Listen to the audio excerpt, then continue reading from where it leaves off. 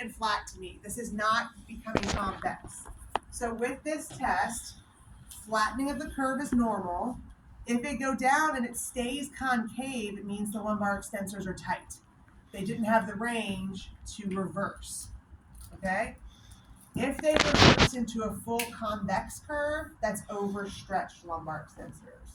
We'll see that with a lot of individuals that have spinal cord injuries, with paraplegia or quadriplegia, because they don't have anything to help keep the tone into some extension, so everything just falls into flexion, so they get overstretched, okay? So again, curve reversal from lordotic to neutral is normal. If it stays lordotic, it's tight, and if it reverses to convex, then it's overstretched, okay?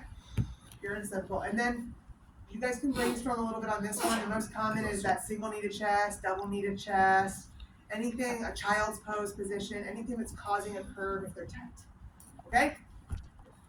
We've done hip flexor muscle tightness, oh my gosh, so many times. So we know our Thomas test, we know our Eli's test, or you can measure hip extension range of motion. Totally up to you, okay? So we don't have to do that one again. Latissimus dorsi, we tested that one as well. Remember, that's hook line, arms overhead, arms should go to the table, and then you're also able to check that teres major at the same time. So we've done that one. So we have two, just one, to maybe be new if you haven't done it, or to review, okay? Muscle weakness. We're looking at abs and glute max. Well, we know glute max, right? What's our glute max MMT? Bent knee, the prone.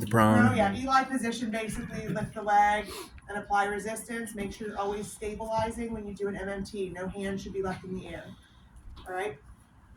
If the leg is fully straight, you're testing hip extensors. Knee bent was glute max, all right? Okay, so we're gonna do an abdominal muscle test. There are two that we know of. Well, there's two, there's more. There's two main ones that are listed in your textbooks and things like that. And then I'll tell you what people typically do. Could you lie on your back for me? Oh gosh. The one I never, ever, never do, but I want to just tell you about it, I'm not even gonna do it on Kat, is a curl up test. So I'm stabilizing at her legs just a little bit because I don't want to cue her hip flexors too much. And I ask her to kind of curl her body up into a sit-up, and you're looking at what point she's no longer curling and just jerking her body up. I don't even remember how to grade that one because I've never given sit-ups ever in my clinical practice, and I don't find anybody can do this properly anyway, so I just stopped doing it. The leg lowering test, some individuals still really like to do. It gives them a little bit of a feel for their ability to maintain a position with added force. So I will review that one with you.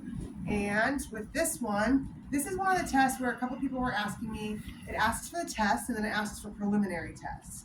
This test has pre-tests, which I don't need to do on Kat, but think about it. I'm going to show you the test and then we'll talk about the prelim test.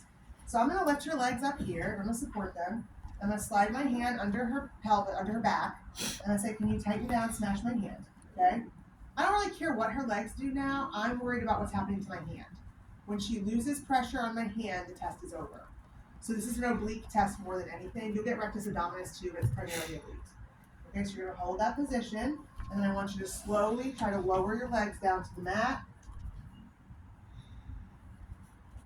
Breathe. Right about there. Okay, that's pretty good though, okay? So she got down pretty low. That would have been a 4. Let me show you the scale here. After Thanksgiving, that's pretty good, folks. Okay. Pretty good. So what you're doing is you're really seeing how long can they maintain that tilt as the legs are lowering. She was close. I think with a little practice of the test, she could probably get a 5. She's pretty close. So what they're saying here is that if you can get your legs all the way down to the floor without losing your tilt, it's a 5.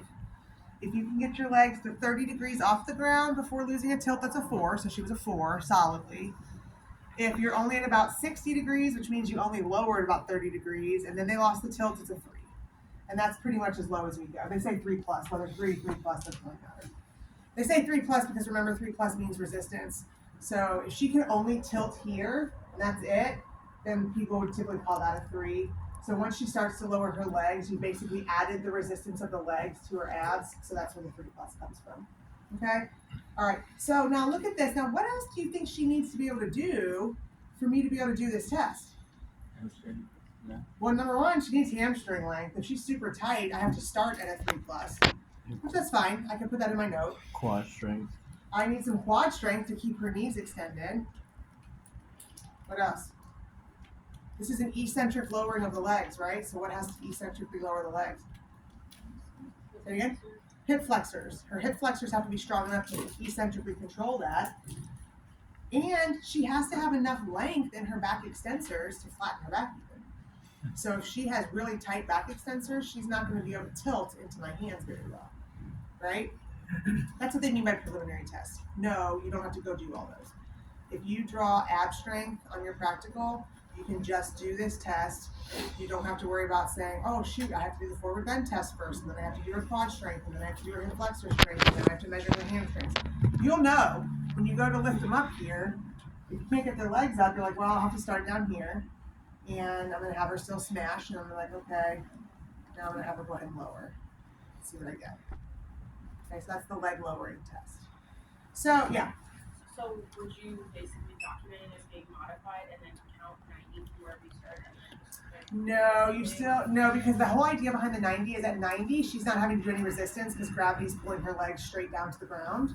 As soon as you go past 90, it's now resistance to the abs. So you would just, if as soon as I let go, let's say this is her hamstring, you don't have to type it up, but if this is her hamstring leg, if as soon as I let go, she loses the tilt, then I'm backing her up a grade. So she wouldn't be a 4, she would be more like a 3+, so whatever. Okay. But I would make note in my chart under my assessment, patient's hamstring length prevents starting position for ab test, but failed immediately upon release of weighted legs, indicating, not likely even a 3+, more of a 3. Okay. So for this one, what's nice here on this anterior pelvic tilt, we only have 2 new ones. We have testing the length of the low back extensors, and we have testing the length of, or the strength of the abs. Again, most clinicians don't use this ab strength test a whole lot anymore. Most just start through Sarman level of progressions, and they'll say, strength, Sarman level 2. So I can try to find those again. I think I printed them out for you guys for the spine.